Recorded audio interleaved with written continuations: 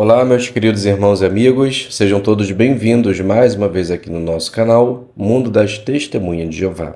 Nesse vídeo nós estaremos considerando juntos o estudo de A Sentinela da semana 3 a 9 de fevereiro, que tem o seguinte tema: Lições que aprendemos com o milagre dos pães.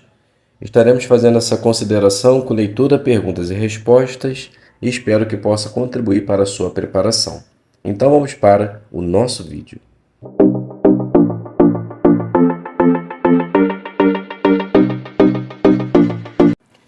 Então sejam todos bem-vindos mais uma vez aqui no nosso canal. É um prazer imenso ter vocês aqui semanalmente para juntos prepararmos o nosso estudo da Sentinela, uma parte importante de nossa reunião que nos ajuda a ser melhores servos de Jeová e aplicar assim os conselhos da Palavra de Deus.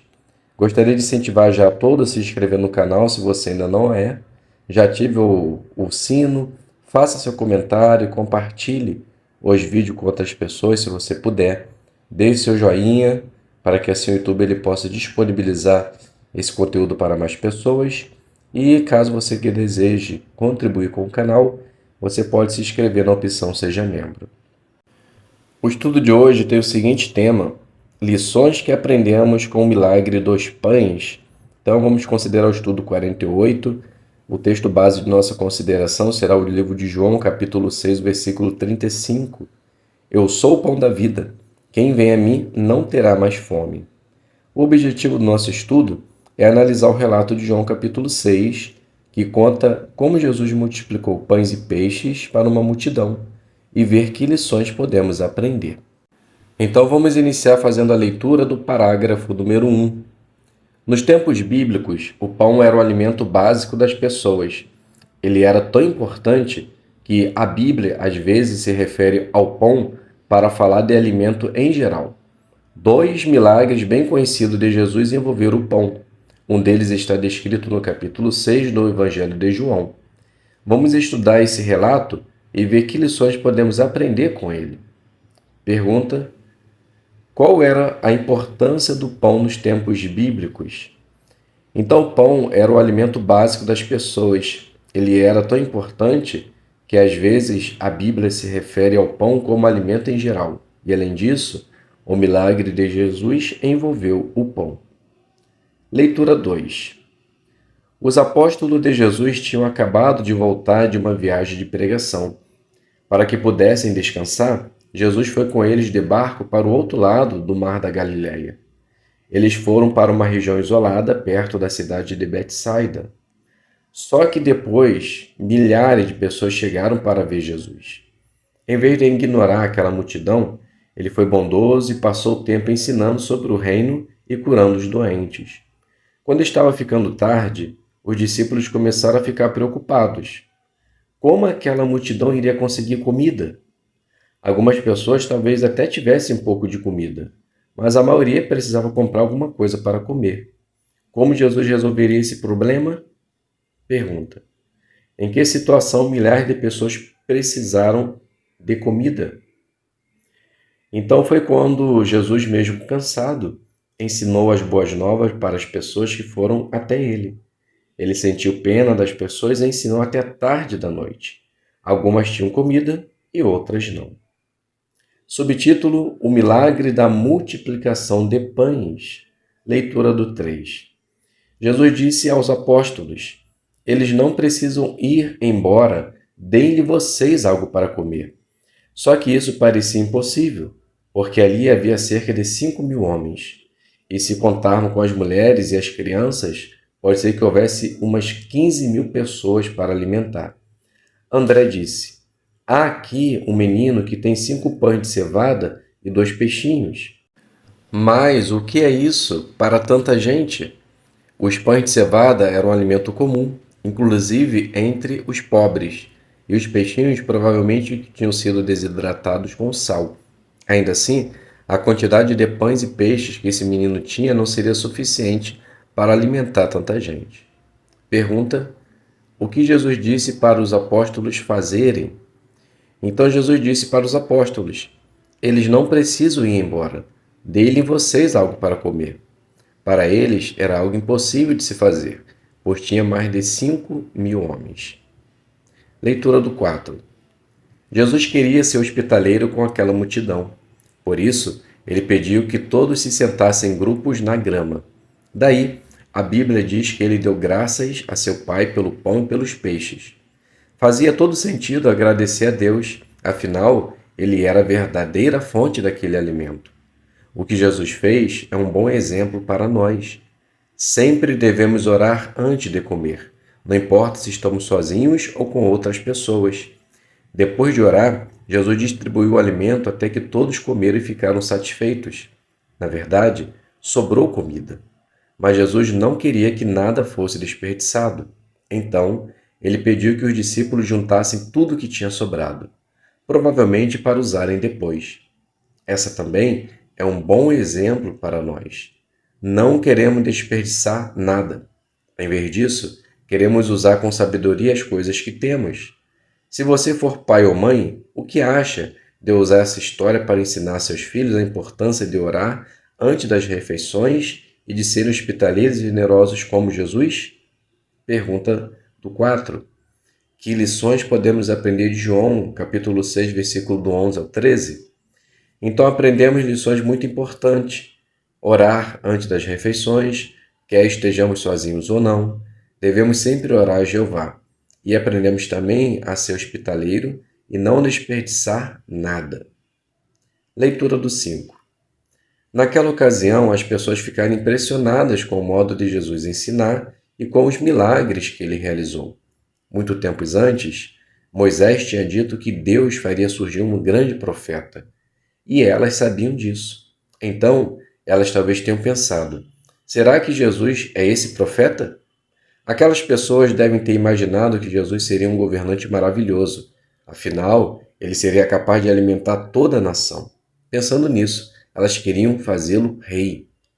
Se Jesus tivesse aceitado, ele teria tomado partido nos assuntos políticos dos judeus, que na época estavam sendo governados pelos romanos. Mas Jesus não queria se envolver na política. A Bíblia diz que ele se retirou para o monte. Então, mesmo sendo pressionado para participar da política, Jesus estava decidido a não fazer isso. Essa é uma lição muito importante para nós.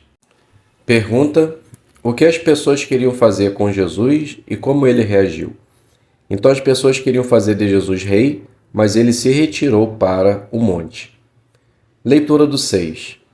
Hoje em dia, ninguém vai nos pedir para multiplicar pães ou para curar doentes de modo milagroso. Também não vamos ser pressionados a nos tornar reis. Mas pode ser que algumas pessoas nos pressionem a participar na política, dizendo para votarmos em um candidato ou apoiarmos alguém que, na opinião delas, vai ser um bom governante. Só que o exemplo de Jesus é muito claro. Ele não aceitou se envolver com a política. Em outra ocasião, ele chegou a dizer: meu reino não faz parte deste mundo. Como cristãos, nós queremos agir e pensar como Jesus. Por isso, apoiamos o reino, pregamos sobre esse reino e oramos por ele. Vamos ver o que mais podemos aprender do relato em que Jesus multiplicou os pães. Pergunta: como podemos imitar o exemplo de Jesus? Então, assim como Jesus não se envolveu na política, nós também queremos agir e pensar como Jesus, apoiando o reino, pregando o reino e orando por ele. Subtítulo: O significado dos pães, leitura do 7. Depois que alimentou a multidão, Jesus foi sozinho para as montanhas e disse para os seus apóstolos voltarem para Cafarnaum de barco. Assim, ele conseguiu se afastar das pessoas que queriam forçá-lo a ser rei. Enquanto os apóstolos atravessavam o mar, começou uma tempestade com fortes ventos e grandes ondas. Então, Jesus foi até eles andando sobre o mar e convidou o apóstolo Pedro a também andar por cima das águas. Quando Jesus entrou no barco, o vento parou. Os discípulos ficaram tão impressionados que disseram: o Senhor realmente é o Filho de Deus. É interessante que os discípulos só disseram isso depois que Jesus andou por cima das águas, e não depois de ele ter feito o milagre da multiplicação dos pães. Veja um detalhe interessante que Marcos escreveu. Os apóstolos ficaram muito espantados porque não tinham compreendido o significado dos pães. O coração deles continuava fechado ao entendimento.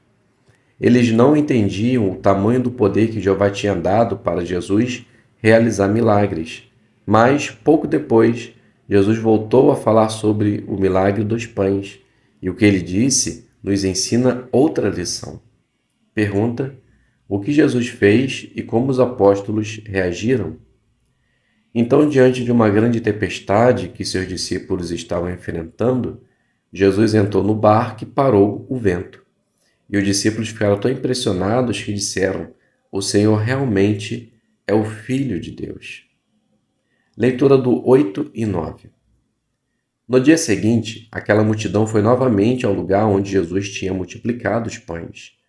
Mas Jesus e os apóstolos não estavam lá. Então, as pessoas entraram em barco que vieram de Tiberíades e foram até Cafarnaum procurar Jesus. Será que elas fizeram isso porque estavam interessadas em aprender mais sobre o reino? Não. Na verdade, o que elas mais queriam era comida. Como sabemos disso? Veja o que aconteceu quando a multidão se encontrou com Jesus perto de Cafarnaum. Jesus disse claramente que as pessoas tinham ido até ele porque queriam comer mais pão. Jesus comentou que eles comeram dos pães e ficaram satisfeitos com o alimento que perece. Daí, ele os incentivou a trabalhar pelo alimento que permanece para a vida eterna. Jesus disse que seu Pai seria a fonte desse alimento. Imagine como os discípulos devem ter ficado surpresos com a possibilidade de comer algo que daria a eles vida eterna. Que tipo de alimento era esse e como eles poderiam consegui-lo? Pergunta do 8 e 9. Por que a multidão foi até Cafarnaum procurar Jesus? Porque elas queriam mais comida. E Jesus comentou que eles comeram dos pães e ficaram satisfeitos com o alimento que perece. Daí, ele incentivou eles a trabalhar pelo alimento que permanece pela vida eterna. Leitura do 10. Parece que aqueles judeus entenderam que, para receber esse alimento, eles precisavam fazer alguma coisa. Eles talvez estivessem pensando nas obras que a lei mosaica exigia. Mas Jesus disse: esta é a obra de Deus, que vocês exerçam fé naquele que ele enviou. Para ter vida eterna, eles tinham que exercer fé naquele que Deus tinha enviado. Essa não foi a primeira vez que Jesus falou sobre isso. E, em outras ocasiões, Jesus voltou a falar sobre o que precisamos fazer para ter vida eterna. Pergunta: o que as pessoas precisavam fazer para ter vida eterna? Então elas tinham que exercer fé naquele que Deus tinha enviado. Leitura do 11. Aqueles judeus não aceitavam que tinham que exercer fé em Jesus. Tanto é que eles perguntaram: que sinal o Senhor realizará para que possamos ver e acreditar no Senhor? Daí, eles disseram que, nos dias de Moisés, os israelitas tinham recebido maná, que era como pão, ou seja, um alimento básico. Fica claro que eles só estavam pensando em conseguir o alimento físico. Logo depois, quando Jesus falou sobre o verdadeiro pão do céu, que diferentemente do maná poderia dar a eles vida eterna, eles nem perguntaram o que isso significava. Eles estavam tão preocupados com o alimento que não prestaram atenção às verdades importantes que Jesus estava tentando ensinar. O que podemos aprender com isso? Pergunta: o que mostrou que os judeus só estavam pensando em conseguir alimento físico? Foi que eles não aceitavam que precisavam exercer fé em Jesus. Tanto é que eles perguntaram: que sinal o Senhor realizará para que possamos ver e acreditar no Senhor? Subtítulo: o que deve ser mais importante para nós? Leitura do 12. Uma lição importante que aprendemos do capítulo 6 de João é que as necessidades espirituais devem ser a coisa mais importante em nossa vida. Jesus já tinha ensinado isso quando foi tentado por Satanás. Naquela ocasião, ele mostrou que obedecer a Jeová era mais importante do que o alimento físico. E no Sermão do Monte, Jesus ensinou como é importante cuidar da nossa necessidade espiritual. Por isso, devemos nos perguntar: será que o jeito que eu levo a vida mostra que minha amizade com Jeová é mais importante do que satisfazer minhas próprias vontades? Pergunta: como Jesus mostrou o que é mais importante na vida? Então Jesus mostrou isso quando foi tentado por Satanás e mostrou que obedecer a Deus era mais importante do que o alimento físico. E no Sermão do Monte, mostrou a importância da necessidade espiritual. Leitura do 13. Não é errado aproveitar as coisas boas que temos, nem é errado orar pelas nossas necessidades de cada dia. A Bíblia diz que é bom comer, beber e desfrutar do trabalho árduo. Ela até diz que isso vem da mão do verdadeiro Deus. Mas precisamos tomar cuidado para não deixar que nossas necessidades materiais se tornem a coisa mais importante na vida. Podemos aprender com o que o apóstolo Paulo escreveu aos cristãos em Corinto. Ele falou do mau exemplo dos israelitas quando estavam no deserto, incluindo o que eles fizeram perto do Monte Sinai. Daí, Paulo avisou que não devemos desejar coisas prejudiciais como os israelitas desejaram. Jeová tinha feito um milagre para alimentar os israelitas, mas o desejo deles por comida era tão grande que isso se tornou prejudicial para eles. Além disso, quando adoraram o bezerro de ouro, eles mostraram que se importavam mais em comer, beber e se divertir do que em obedecer a Jeová. Paulo usou o exemplo deles como um aviso para os cristãos daquela época, que estavam vivendo bem perto do período em que Jerusalém e o templo seriam destruídos. Nós também vivemos bem perto do fim deste sistema de coisas. Por isso, precisamos prestar atenção aos conselhos de Paulo e evitar cair no mesmo erro dos israelitas. Pergunta, parte A. Por que não é errado sentir satisfação ao comer? Porque a palavra de Deus diz que é bom comer, beber e desfrutar do trabalho árduo, pois isso vem da mão do verdadeiro Deus. Pergunta parte B. Que aviso Paulo nos deu? Então nós devemos tomar cuidado para não deixar que nossas necessidades materiais se tornem a coisa mais importante na vida, para que assim não venhamos cair no mesmo erro que eles caíram lá no passado, e dar mais prioridade ao alimento físico do que ao alimento espiritual. Leitura do 14. Quando Jesus nos ensinou a orar pelo nosso pão para este dia, ele também falou de orarmos para que a vontade de Deus seja feita como no céu, assim também na terra. Consegue imaginar como o mundo vai ser quando essa oração for respondida? A Bíblia diz que a vontade de Deus para a terra inclui alimentos de boa qualidade. O texto de Isaías 25, do 6 ao 8, mostra que as pessoas vão ter acesso a uma grande quantidade de comidas deliciosas. O Salmo 72,16 promete: haverá fartura de cereal na terra e superabundância no cume das montanhas. Você fica empolgado só de pensar em usar esses cereais para preparar seu pão preferido ou até para criar novas receitas? E não esqueça que você também vai poder plantar seus próprios vinhedos e comer seus frutos. E todos os humanos vão poder aproveitar essas coisas maravilhosas. Pergunta: o que a Bíblia diz sobre os alimentos que teremos no novo mundo? Então, Isaías 25, do 6 ao 8, mostra que as pessoas vão ter acesso a uma grande quantidade de alimentos. O Salmo 72,16 promete que haverá fartura de cereal na terra. Isaías 65, 21 e 22 nos garante que iremos plantar e colher nosso próprio alimento. Leitura do parágrafo 15, João 6,35 diz assim: Jesus lhes disse: Eu sou o pão da vida. Quem vem a mim não terá mais fome, e quem exerce fé em mim nunca mais terá sede. Pense novamente naquelas pessoas que comeram dos pães e dos peixes que Jesus multiplicou de modo milagroso. Naquela época, muitas delas não mostraram fé em Jesus. Mesmo assim, pode ser que elas sejam ressuscitadas e que você tenha a oportunidade de conhecê-las. Essas pessoas terão que aprender o significado do que Jesus disse: Eu sou o pão da vida. Quem vem a mim não terá mais fome. Elas vão precisar desenvolver fé no sacrifício de Jesus. E, naquele tempo, haverá um programa de instrução espiritual para os ressuscitados e para os que nascerem no novo mundo. Vai ser uma alegria imensa ajudá-los a aprender tantas verdades maravilhosas.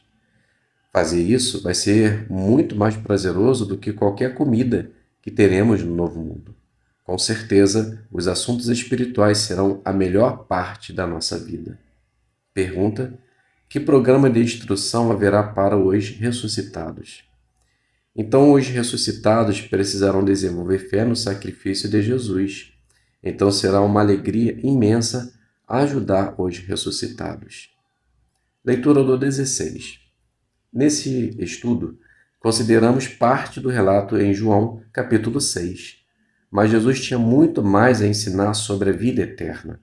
Os judeus com quem Jesus falou precisavam prestar atenção no que ele estava dizendo, e nós também precisamos. Por isso, no próximo estudo, vamos continuar estudando o capítulo 6 do Evangelho de João.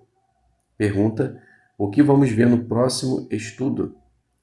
Então vamos continuar estudando o capítulo 6 do Evangelho de João, pois assim como os judeus precisavam prestar atenção no que Jesus estava falando, nós também precisamos.